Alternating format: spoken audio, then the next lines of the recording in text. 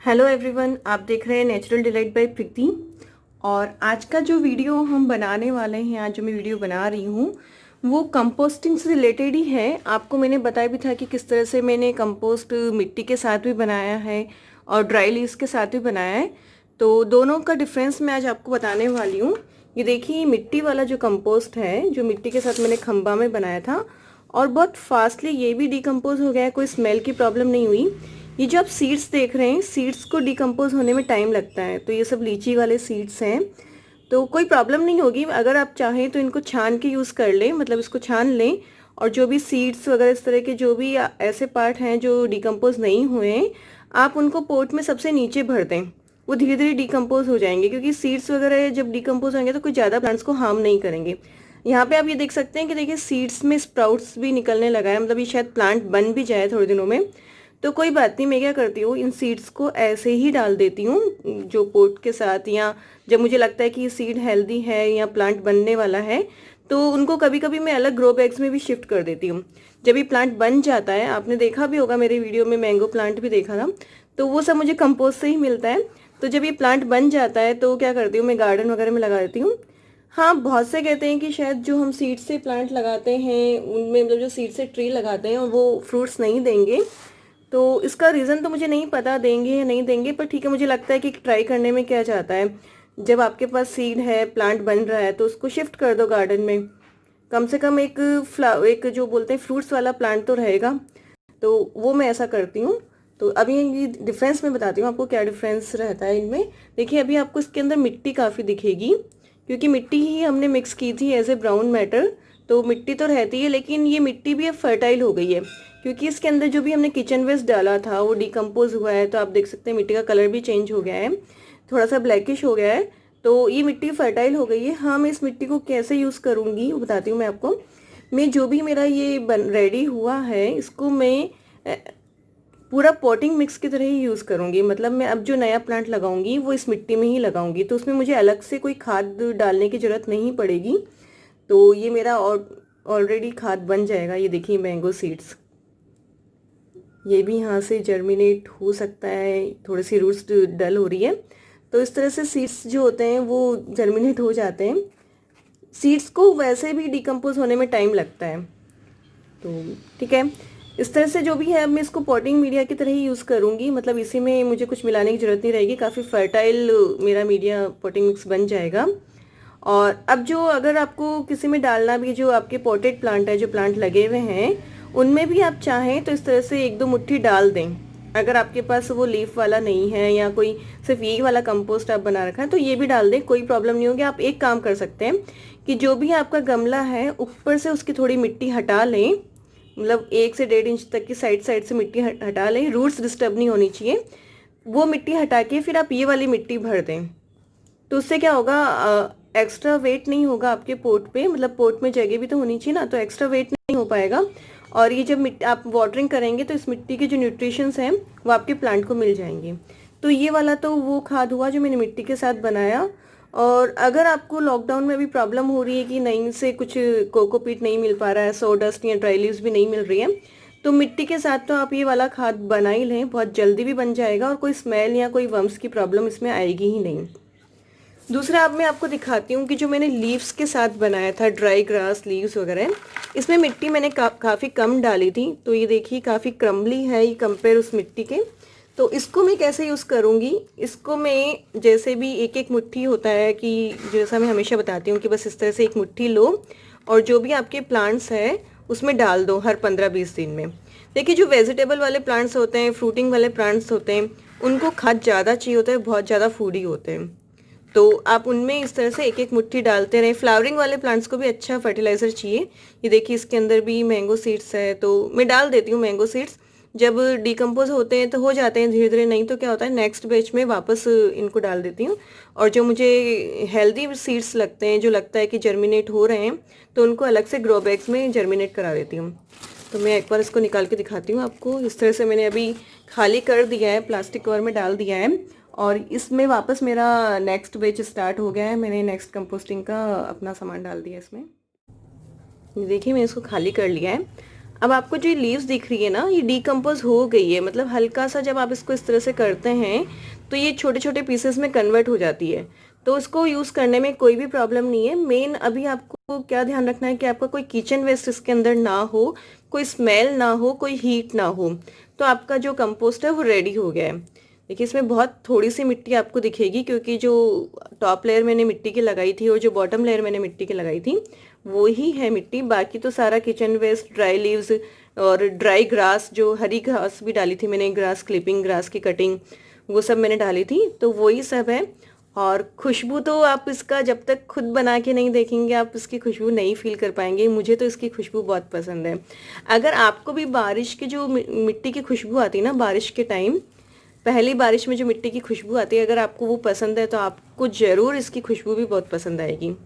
एक एडिक्शन हो जाता है। मुझे तो बड़ा पसंद है कंपोस्ट बनाना, और इस तरह से कंपोस्ट को हाथ में लेना, एक अच्छा सा मतलब नेचर से कनेक्ट फील करती हूँ मैं। एक बार आप भी ट्राई करके देखना, काफ़ी आपको अंदर से रिलैक्सिंग लगेगा, रिफ्रेशिंग लगेगा, और कुछ अच्छा लगेगा कि कुछ अच्छा हो रहा है, कुछ अच्छा कर रहे हैं।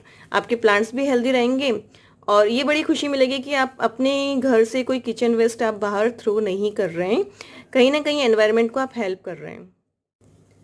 आप चाहें तो इसको छान भी सकते हैं, छान के भी यूज़ कर लेते हैं। मैं कई बार जब मेरा मन होता है तो मैं इसको छान के भी यूज़ करती हूँ, और कई बार मैं डायरेक्ट ऐसे यूज़ कर लेती हूँ। जैसे पहले मेरा जब कोयम्बटूर में मैं थी तो मेरे पास बालकनी गार्डन ही था जहाँ पे बहुत ज़्यादा धूप नहीं आती थी, और मैक्सिमम मेरे प्लांट्स ऐसे ही थे जो इंडोर प्लांट्स थे। तो इंडोर प्लांट्स में मैं क्या करती थी, इनको छान के यूज़ करती थी। अब ठीक है, मेरी बालकनी जो काफ़ी बड़ी है, वहाँ पे सनलाइट अच्छे से आती है, और सारे प्लांट्स ऐसे हैं जो धूप वाले ही हैं, मतलब मैक्सिमम प्लांट्स ऐसे ही हैं, सब्जी वगैरह के हैं। तो उसमें मैं क्या करती हूँ, सिर्फ ऐसे ही एक मुट्ठी ले लेके डाल देती हूँ, मतलब उसके लिए मुझे छानने की रिक्वायरमेंट नहीं होती। तो आप देख लें, जैसे भी आपको लगे कि छानना है नहीं छानना है, मतलब दोनों में ही कोई प्रॉब्लम नहीं है। बस ये है कि जैसे सीड्स वगैरह हैं तो वो आप चाहें तो निकाल लें इनको, और या फिर जब आप कोई नया पोट बना रहे हैं तो उसमें नीचे नीचे इनको भर लें, धीरे धीरे डिकम्पोज हो जाएंगे, और लॉन्ग टाइम के लिए आपके प्लांट्स के पास फर्टिलाइजर हो जाएगा। तो बस इस तरह से आप कर लीजिए। देखिए एक चीज़ दिखाती हूँ, ये जो पेपर, न्यूज़पेपर दिख रहा है ना, न्यूज़पेपर को डिकम्पोज होने में टाइम लगता है। न्यूज़पेपर हुआ, टिश्यू पेपर हुआ, हम बोलते हैं ना ये टिश्यू पेपर यूज़ करना या पेपर कप्स यूज़ करना इको फ्रेंडली है, उतना इको फ्रेंडली होता नहीं है वो। उनको डिकम्पोज होने में भी बहुत टाइम लगता है। और जो आपके कप्स होते हैं, जो डिस्पोजल कप्स होते हैं, उनको आप ट्राई करके देखना, उन पर एक अंदर की तरफ एक फाइन लेयर होती है प्लास्टिक की। तो आप समझ ही सकते हैं कि ठीक है, पेपर उसका 2-4 महीने में, 1-2 महीने में जो भी है डिकम्पोज हो जाएगा, लेकिन जो प्लास्टिक की लेयर है वो डिकम्पोज होने में तो बहुत टाइम लगती है। तो जितना हो सके इन चीज़ों को कम यूज़ करें। ठीक है, हम बिना यूज़ करें तो शायद पॉसिबल हो या ना हो, पर हम कुछ कम तो कर ही सकते हैं उसको। तो कुछ कोशिश करें कि आप जितना प्लास्टिक कम यूज़ करने की कोशिश करें तो ज़्यादा अच्छा रहेगा। तो आई थिंक अब आपके जो डिफरेंसेस है आपको क्लियर समझ में आ गया होगा कि लीफ वगैरह के साथ बनाते हैं तो कैसा, मिट्टी के साथ बनाते हैं तो कैसा। पर यह है कि कंपोस्ट बन सकता है, कोई प्रॉब्लम नहीं होगी, आप इजीली कंपोस्ट बना सकते हैं। ट्राई करें ज़रूर। और एक चीज़ जो मेरे से कंपोस्टिंग के लिए लोगों ने काफ़ी पूछा है, या लोगों के दिमाग में मतलब ये डाउट रहता है कि प्लास्टिक बिन इफ़ेक्टिव रहता है, ज़्यादा अच्छा रहता है, या मिट्टी वाला जो होता है खम्बा वगैरह, या मिट्टी का कोई भी कंपोस्ट बिन, वो ज़्यादा अच्छा रहता है। तो दोनों ही अच्छे हैं, दोनों के ही कुछ प्रॉन्स एंड कॉन्स हैं, दोनों के कुछ एडवांटेज डिसएडवांटेज हैं। तो चलो मैं आज उसी पे भी एक क्लियर कर देती हूँ कि क्या क्या डिफरेंसेस होता है। तो जैसे तो देखिए ये प्लास्टिक बिन है, तो सबसे पहले मैं प्लास्टिक बिन के बारे में बता देती हूँ आपको। प्लास्टिक बिन क्या होता है, आप जो भी इसके अंदर किचन वेस्ट डाल रहे हैं उससे वाटर इवेपोरेट नहीं होगा, मतलब इसका जो सरफेस है वो पोरस नहीं होता है, तो वाटर इवेपोरेट नहीं होगा। तो आपको ये ध्यान रखना रहेगा कि कहीं आपका कंपोस्ट पाइल है वो बहुत मॉइस्ट ना हो जाए, बहुत गीला ना हो जाए। स्पेशली जब हम किचन वेस्ट जैसे तरबूज के छिलके वगैरह डालते हैं, पपीते के छिलके डालते हैं, तो क्या होता है वो बहुत गीले होते हैं, तो पानी अगर उनमें यहाँ पे आपके कंपोस्ट पाइल में पानी रहेगा, वो ज़्यादा गीला रहेगा, तो कंपोस्ट बिन आपका अच्छे से वर्क नहीं करेगा और फास्ट कंपोस्टिंग नहीं होगी। क्योंकि ऐसा नहीं कंपोस्टिंग नहीं होगी, कंपोस्टिंग हो जाएगी, लेकिन टाइम लगेगा और स्मेल भी आएगी, कीड़े वगैरह भी हो जाएंगे। और अभी हम जो घर पे बनाने का कर रहे हैं कंपोस्ट कोशिश, उसमें हम इन चीज़ों का ध्यान रखते हैं कि भी स्मेल भी ना आए और कोई कीड़े भी ना हो और कंपोस्टिंग हमारी फास्ट भी हो। तो उसमें क्या होता है कि प्लास्टिक सरफेस में पानी इवेपोरेट नहीं होता, तो आपको ध्यान रखना पड़ता है कि मॉइस्चर लेवल बराबर रहे। तब जब आप इस तरह के किचन वेस्ट यूज़ कर रहे हैं कि जिसमें ज़्यादा मॉइस्चर है, ज़्यादा गीला है, तो आप ड्राई मैटर ज़्यादा यूज़ कर लें और रेगुलर इसकी मिक्सिंग करते रहें ताकि एरेशन बना रहे। इसके साथ ही जो आप कंपोस्ट बिन ले रहे हैं वो भी, उस पर भी इफेक्ट पड़ता है। आपका कंपोस्ट बिन थोड़ा बड़ा होना चाहिए, जितना छोटा होगा ना मतलब उतना इफेक्टिव नहीं होगा, क्योंकि हीट जनरेट नहीं हो पाएगी। अगर कंपोस्ट बिन आपका बड़ा है तो हीट अच्छे से जनरेट होएगी और आपकी कंपोस्टिंग फास्ट होएगी। इसके साथ ही आपकी प्रॉपर एरेशन के लिए आपके बिन में इस तरह के होल्स होना बहुत ज़रूरी है, क्योंकि इन होल से ही आपकी जो एयर होगी वो अंदर बाहर होती रहेगी। तो एक जो बैक्टीरियाज है अंदर जो कंपोस्टिंग करते हैं उनको एक प्रॉपर एनवायरनमेंट मिलेगा। और साथ में नीचे ड्रेनेज होल होना बहुत ज़रूरी है, ताकि क्योंकि पानी जो होगा वो क्या होगा, नीचे जाके कलेक्ट होता है, तो कोई भी पानी नीचे जाएगा तो वो नीचे से निकलने का उसका रास्ता भी होना चाहिए। तो यहाँ तो आप एक ड्रेनेज होल बना दें, यहाँ पे एक होल बना दें। और अभी जैसे मेरे इस कंपोस्ट बिन में तो एक बहुत अच्छा सिस्टम है कि यहाँ पे एक टैप लगी हुई है, तो पानी बाहर गंदा भी नहीं करता, और जब मुझे पानी निकालना है तो मैं यहाँ से टैप से पानी निकाल लूँगी, और उस पानी को, क्योंकि वो पानी भी वेस्ट नहीं होता है, उस पानी को भी मैं अपने प्लांट्स में यूज़ कर लूँगी एज ए फर्टिलाइज़र और एज ए पेस्टिसाइड उसको यूज़ कर सकती हूँ। तो इस तरह का चीज़ आप ज़रूर ध्यान रखें। इनफैक्ट अगर आपके पास कोई बिन नहीं है तो आप वेस्ट अपनी कोई बकेट में भी बिन बना, मतलब अपने बकेट में कंपोस्ट बिन बना सकते हैं। एक तो कंपोस्ट बिन कवर होना चाहिए, ये दोनों चीज़ों के लिए, मतलब मिट्टी का हो तो भी कवर होना चाहिए, प्लास्टिक का है तो भी कवर होना चाहिए, उस चीज़ का आपको ध्यान रखना ही है। और जो भी आप अगर बकेट यूज़ कर रहे हैं तो उस तरह से उसमें नीचे होल बना लें और ऊपर भी इस तरह से होल बना लें ताकि सर्कुलेशन प्रॉपर रहे। अब मैं आपको मिट्टी का बिन दिखाती हूँ।